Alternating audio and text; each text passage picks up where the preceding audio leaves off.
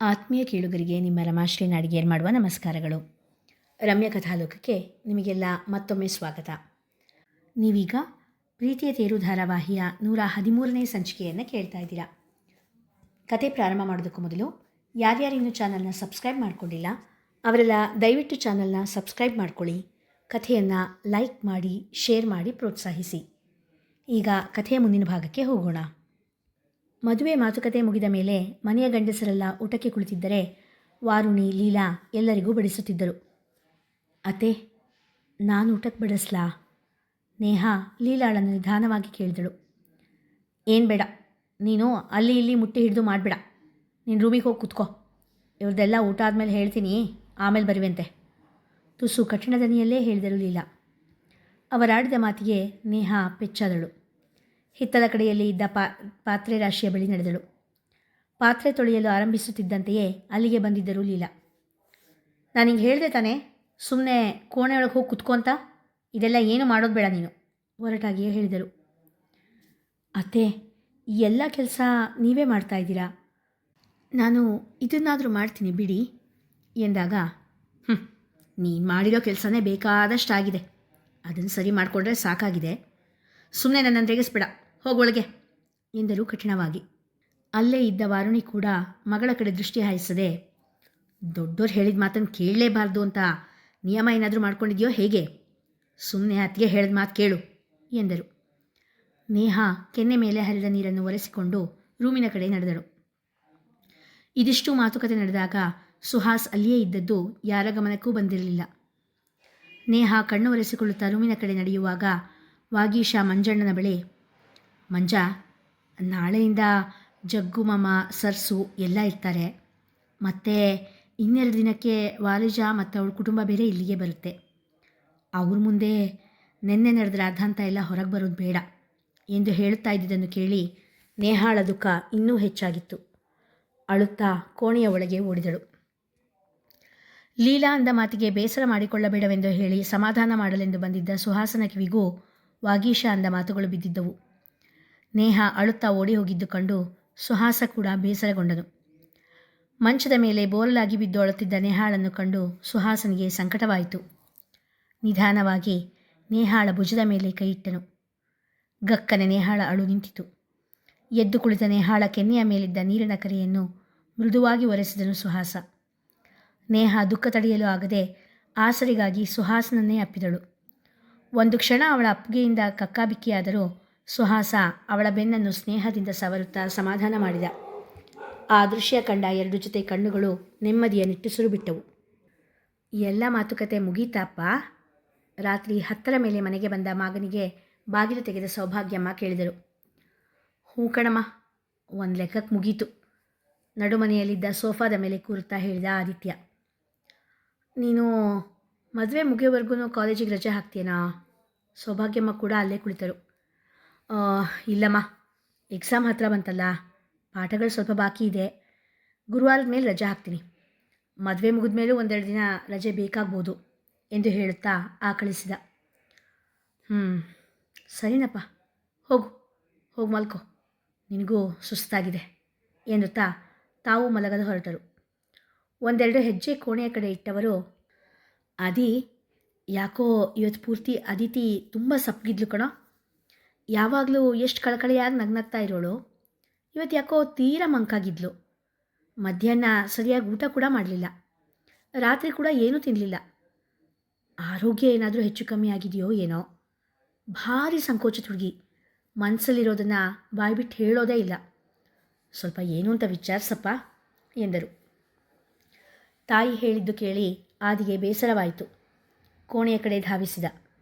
ಬಾಗಿಲಿಗೆ ಬೆನ್ನು ಹಾಕಿ ಮಲಗಿದ್ದವಳ ಕಡೆ ನೋಡಿದ. ತನ್ನ ಶರ್ಟ್ ಒಂದನ್ನು ಅಪ್ಪಿ ಹಿಡಿದು ಮಲಗಿದ್ದ ಮಡದಿ ಕಂಡು ಮುದ್ದೂಕಿತು. ನಿಧಾನವಾಗಿ ಅವಳ ಸನಿಹ ಸರಿದು ಮಲಗಿದ. ಅವಳ ಸೊಂಟ ಬಳಸಿ, ಅದಿತಿ ಎಂದು ಪಿಸುದನಿಯಲ್ಲಿ ಕಿವಿಯ ಬಳಿ ಕರೆದ. ನಿದ್ರೆಯಲ್ಲೇ ಕದಲಿದಳು. ಅವಳ ಮೇಲೆ ಬಾಗಿ ಕೆನ್ನೆಗೆ ತುಟಿಯೂರಿದ. ಅದಿತಿ ನಿಧಾನವಾಗಿ ಕಣ್ಣು ಬಿಟ್ಟಳು. ಆದಿ ತನಗೆ ಅಷ್ಟು ಹತ್ತಿರದಲ್ಲಿ ಇರುವುದನ್ನು ಕಂಡು ಅಚ್ಚರಿಯಿಂದ ಕಣ್ಣನ್ನು ಅಗಲಿಸಿದಳು. ಅವಳ ಕಣ್ಣುಗಳಲ್ಲಿ ಮಿನುಗಿದ ಸಂತಸದ ಜೊತೆಗೆ ಅವಳ ಹಸಿಯಾದ ರೆಪ್ಪೆಗಳನ್ನೂ ಸಹ ನೋಡಿದ ಆದಿತ್ಯ. ಅದಿತಿ ಅವನ ಕಡೆ ತಿರುಗಿದಳು.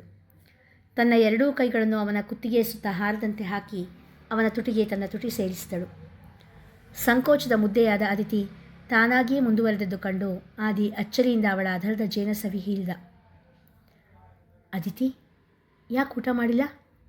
ಆದಿ ಕೇಳಿದಾಗ, ನೀವ್ಯಾಕೆ ಬೆಳಗ್ಗೆಯಿಂದ ನನ್ನ ಜೊತೆ ಸರಿಯಾಗಿ ಮಾತಾಡಿಲ್ಲ? ಅದಿತಿ ಮರು ಪ್ರಶ್ನೆ ಎಸೆದಳು. ನನಗೆ ನಿಮ್ಮ ಮೇಲೆ ಕೋಪ ಬಂದಿತ್ತು. ಆದಿತ್ಯನ ಉತ್ತರ ಕೇಳಿ ಅಚ್ಚರಿಯಿಂದ, ಯಾಕೆ ಎಂದು ಕೇಳಿದವಳ ಬಳಸಿದ್ದ ಕೈಗಳನ್ನು ಹಿಂದೆ ತೆಗೆದುಕೊಂಡು ಎರಡೂ ಕೈಗಳನ್ನು ಬೆಸೆದು ತಲೆಯ ಹಿಂದುಗಡೆ ಇಟ್ಟು ಅಂಗಾತಾಗಿ ಮಲಗಿದ. ಕೆಲ ಕ್ಷಣ ಮೌನವೇ ರಾಜ್ಯವಾಳಿತು. ಯಾಕೆ ಕೋಪ ಬಂತು ಹೇಳಿ? ಆದಿಯ ಎದೆಯ ಮೇಲೆ ಗಲ್ಲವನೂರಿ ಅವನ ದೇಹದ ಮೇಲೆಯೇ ಹೊರಗೆ ಕೇಳಿದಳು ಅದಿತಿ. ಅದಿತಿ, ನನ್ನ ಜೀವನದಲ್ಲಿ ನಾನಿಷ್ಟಪಟ್ಟ ಮೊದಲನ ಹಾಗೂ ಕೊನೆಯ ಹೆಣ್ಣು ನೀವೇನೆ. ನೀವು ನನ್ನ ಜೀವನದಲ್ಲಿ ಬರೋದು ಅಸಾಧ್ಯ ಅನ್ನಿಸ್ದಾಗ ಮತ್ತೆ ಯಾರನ್ನೂ ಈ ಜೀವನಕ್ಕೆ ಬರಮಾಡಿಕೊಳ್ಳೋದಕ್ಕೆ ಆಗದೇನೆ ಎಲ್ಲವನ್ನೂ ತೊರೆದು ಹೊರಟೋ ನಾನು. ಹಾಗಿದ್ದಾಗ ನೀವು ನಿನ್ನೆ ರಾತ್ರಿ ಏನು ಕೇಳಿದ್ರಿ ಎಂದ. ತಕ್ಷಣ ಅವನನ್ನು ಬಿಟ್ಟು ಎದ್ದು ಕುಳಿತ ಅದಿತಿ, ಸಾರಿ, ತಪ್ಪಾಯಿತು, ಇನ್ನೊಂದು ಸರಿ ಆ ರೀತಿ ಮಾತಾಡೋದಿಲ್ಲ ಪಟ್ಟೆಂದು ಹೇಳಿದಳು. ನನ್ನ ಕಡೆಯಿಂದ ಕೂಡ ಸಾರಿ. ನಾನು ನಿಮ್ಮನ್ನು ಇಡೀ ದಿನ ಅವಾಯ್ಡ್ ಮಾಡಬಾರ್ದಾಗಿತ್ತು. ನನ್ನ ಮೌನ ನಿಮ್ಮನ್ನು ಇಷ್ಟೊಂದು ನೋಯಿಸುತ್ತೆ ಅಂತ ಗೊತ್ತಾಗಲಿಲ್ಲ. ಆದಿಯ ದನಿಯಲ್ಲಿ ಪಶ್ಚಾತ್ತಾಪ ಎಣುಕಿತು. ಅದಿತಿಯ ಕಣ್ಣೀರೊಂದೇ ಅವನ ಮಾತಿಗೆ ಉತ್ತರವಾಗಿತ್ತು. ಒಂದು ನಿಮಿಷ ಎಂದು ಹೇಳಿ ಹೊರಗೆ ಹೋಗಿ ಬಂದವನ ಕೈಯಲ್ಲಿ ಊಟದ ತಟ್ಟೆ ಇತ್ತು. ಗಂಡ ನೀಡಿದ ತುತ್ತಿಗಿಂತ ಅವನ ಪ್ರೀತಿಯೇ ಅವಳ ಹೊಟ್ಟೆಯನ್ನು ತುಂಬಿಸಿತ್ತು. ಬೆಳಗಾಗುತ್ತಿದ್ದ ಹಾಗೆಯೇ ಮದುವೆ ಮನೆ ಕೆಲಸಗಳಿಗೆ ಕೈ ಹಚ್ಚಿದ್ದರು ಲೀಲಾ, ವಾರುಣಿ, ಅದಿತಿ ಹಾಗೂ ಸೌಭಾಗ್ಯಮ್ಮ. ಎಷ್ಟೇ ಕಡಿಮೆ ಅಂದರೂ ಒಂದು 50 ಜನ ಆದರೂ ಆಗ್ತಾರೆ ಅಲ್ವೇನೆ ವಾರುಣಿ ಕೇಳಿದರು ಲೀಲಾ. ಹೌದತ್ಗೆ, ಅಷ್ಟು ಜನ ಅಂತೂ ಆಗ್ತಾರೆ. ಊಟ ತಿಂಡಿ ಕಾಂಟ್ರಾಕ್ಟ್ ಕೊಟ್ಟರು ಒಂದಿಷ್ಟು ಫಲಹಾರಕ್ಕಾದರೂ ಮಾಡಬೇಕಲ್ಲ. ಒಂದಿಷ್ಟು ಹಚ್ಚದವಲಕ್ಕಿ, ಬೇಸನುಂಡೆ, ಚಕ್ಲಿ, ಅನಾರಸ ಇಷ್ಟಾದರೂ ಮಾಡಬೇಕು ಅಲ್ವಾ ಸೌಭಾಗ್ಯಮ್ಮ? ಹೌದ್ಲಿಲ್ಲ, ಅಷ್ಟೂ ಮಾಡದಿದ್ರೆ ಮದುವೆ ಮನೆ ಅಂತ ಏನು ಅನಿಸ್ಕೊಳ್ಳುತ್ತೆ. ಎಲ್ಲ ಒಂದು 4-5 ಸೇರಷ್ಟು ಮಾಡಿದ್ರೆ ಸಾಕು ಅನಿಸುತ್ತೆ. ಇಷ್ಟು ಜನ ಇದ್ದೀವಲ್ಲ, ಒಬ್ಬೊಬ್ಬರು ಒಂದೊಂದು ಕೆಲಸ ಹಂಚ್ಕೊಂಡು ಮಾಡಿದ್ರೆ ಆಯಿತು ಬಿಡು, ಆಡಾಡ್ತಾ ಕೆಲಸ ಮುಗ್ದೇ ಹೋಗುತ್ತೆ. ಸೌಭಾಗ್ಯಮ್ಮ ಲೀಲಾಳಿಗೆ ಧೈರ್ಯ ತುಂಬಿದರು. ಚಕ್ಲಿ ಹಿಟ್ಟಿಗೆ ಅಕ್ಕಿ ತೊಳೆದು ಹಾಕಿದ್ದೀನಿ. ಕೋಡ್ಬಳೆ ಮಾಡೋದಕ್ಕೆ ಸುಹಾಸಂಗೆ ಅಕ್ಕಿ ಹಿಟ್ಟು ಮಾಡಿಸ್ಕೊಂಬರೋದಕ್ಕೆ ಹೇಳಬೇಕು. ವಾರುಣಿ ಕೆಲಸದ ಪಟ್ಟಿ ಮಾಡುತ್ತಿರುವಾಗಲೇ ನೇಹಾ ಅಲ್ಲಿಗೆ ಬಂದಿದ್ದಳು. ಒಪ್ಪವಾಗಿ ಸೀರೆ ಉಟ್ಟು ಜಡ ಹೆಣೆದು ಬಂದವಳ ಕಂಡು ಹುಬ್ಬೇರಿಸಿದರು ಲೀಲಾ. ಅತ್ತೆ, ನನಗೂ ಏನಾದರೂ ಕೆಲಸ ಹೇಳಿ. ನಾನೇನು ಮಾಡಲಿ? ಮುಖದಲ್ಲಿ ಸಣ್ಣ ನಗೆ ತುಂಬಿಕೊಂಡು ಕೇಳಿದಳು. ಅಯ್ಯೋ, ಕೆಲಸಕ್ಕೇನು ಮರಾಯ್ತಿ, ಬೇಕಾದಷ್ಟಿದೆ ಸೌಭಾಗ್ಯಮ್ಮ ಹೇಳಿದಾಗ, ಬೇಡ, ಅವಳೇನು ಮಾಡೋದು ಬೇಡ ಪಟ್ಟೆಂದು ನುಡಿದರು ಲೀಲಾ. ವಾರುಣಿ ಲೀಲಾಳ ಮಾತಿಗೆ ಏನೂ ಪ್ರತಿಕ್ರಿಯೆ ತೋರಿಸದೆ ತಲೆ ಬಗ್ಗಿಸಿ ತಮ್ಮ ಕೆಲಸ ತಾವು ಮಾಡುತ್ತಿದ್ದರು. ಸೌಭಾಗ್ಯಮ್ಮ ಹಾಗೂ ಅದಿತಿ ಅಚ್ಚರಿಯಿಂದ ಲೀಲಾಳ ಕಡೆ ನೋಡಿದರು.